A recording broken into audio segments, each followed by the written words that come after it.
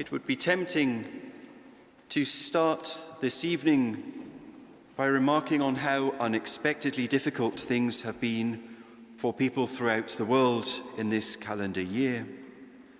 But I want to start instead not with us or with those real hardships, but with our Christmas scene.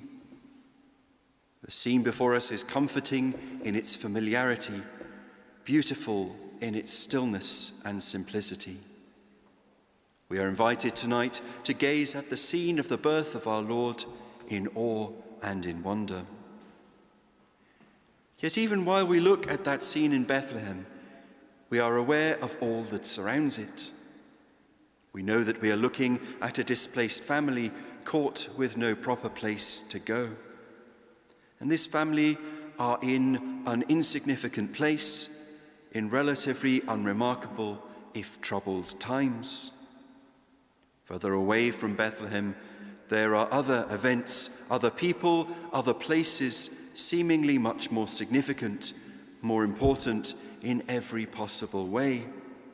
The big games of human political and social life were not played out in this Middle Eastern backwater.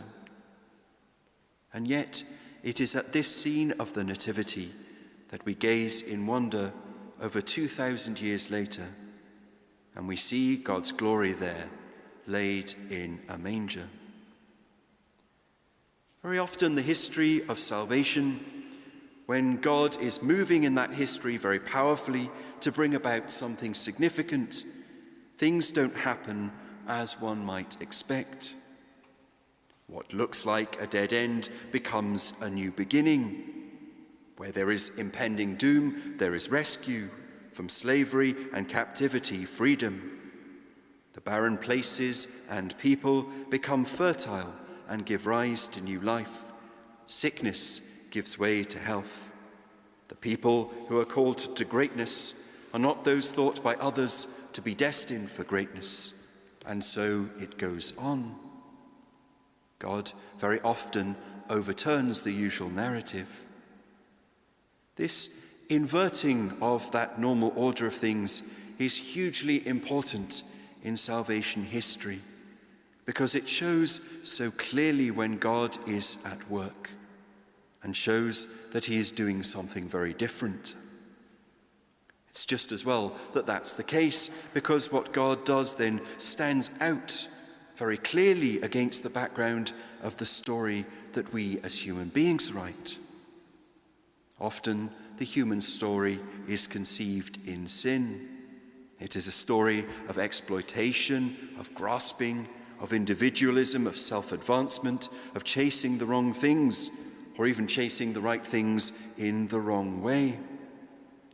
Our story is very often self-referential, self-reliant, and retells over and again the story of Eden, yes, in a different time and perhaps in a different way, but the old fundamental problems are still there. This was the story just over 2,000 years ago, as a world, as the human race continued the usual business of its own folly.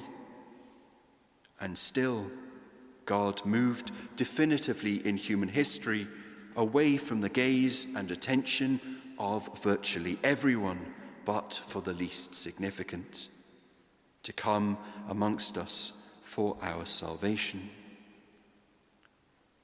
The invitation of the Feast of the Nativity is so important in our lives that we open it and respond to it with great haste.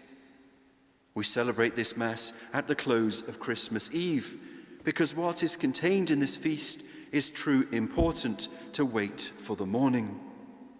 Our attitude to the richest of treasures, that is the mystery of the Incarnation, well, it's the attitude of a small child who can barely wait for Christmas Day to arrive before going to see the living room presents under the tree.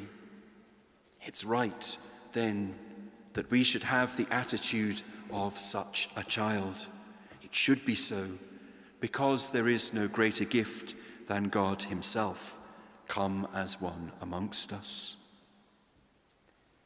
The times in which we live, it will be only too easy to lose this sense of wonder at the Nativity. It's easily done against the normal backdrop of the drama of our folly that continues to this day, let alone as things are now in this year that is drawing to a close, a year that many would rather forget.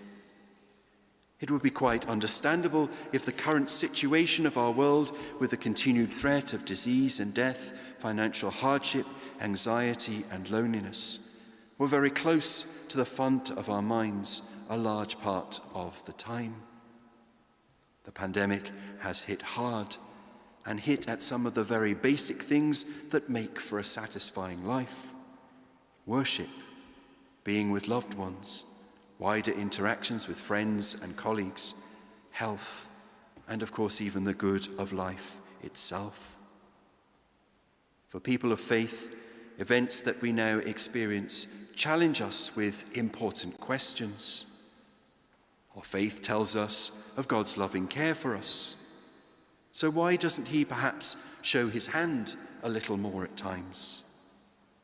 Our faith tells us that God doesn't permit us to suffer beyond our capability. But why must so much suffering hit so many so hard?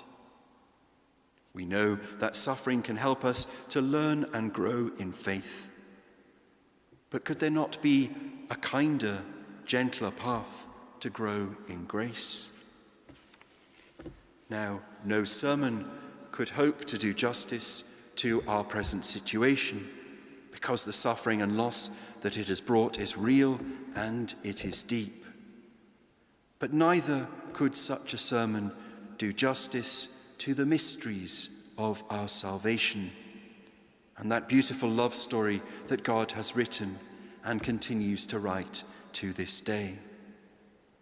That story shows us that God, time and again, has come to his people and revealed himself, manifested himself to them, most especially perhaps in times when the way forward seemed especially uncertain or arduous.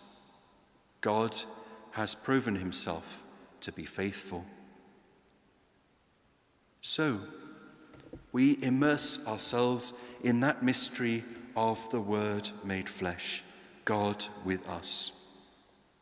We turn first not to what the world thinks is significant, to whom it thinks is important, or to the dominant narrative of our time.